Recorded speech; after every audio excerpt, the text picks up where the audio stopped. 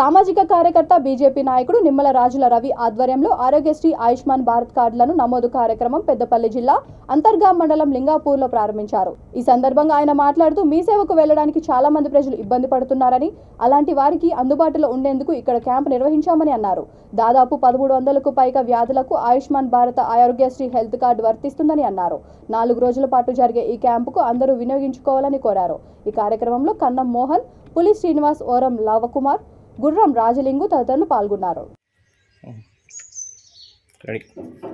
అందరికీ నమస్కారం.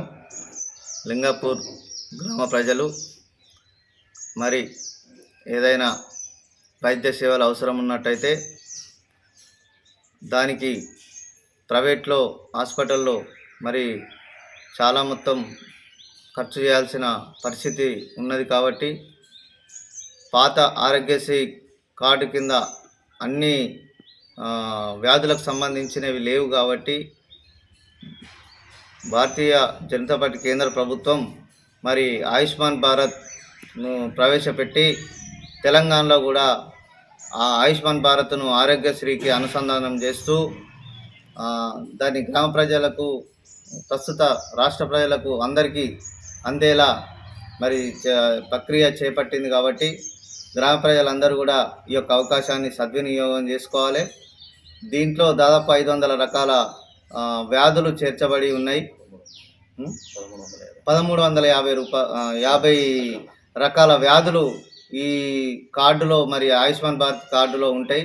ఇంతకుముందు ఆరోగ్యశ్రీలో అన్నీ లేకుండే.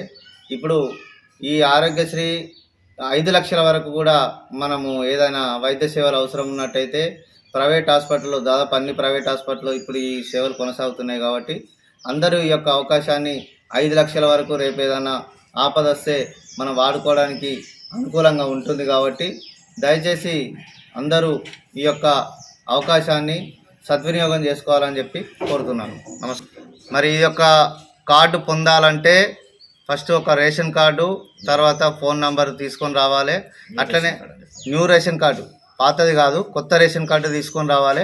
అలాగే ఈ యొక్క కార్డు అప్లై చేసుకోవడం కోసం 50 రూపాయలు వాళ్ళు ఛార్జ్ తీసుకుంటారు.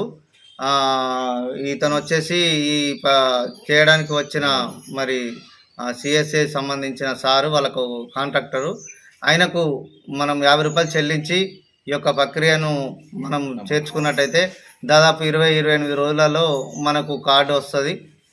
ఈ యొక్క అవకాశాన్ని గ్రామ ప్రజలందరూ సద్వినియోగం చేసుకోవాలి.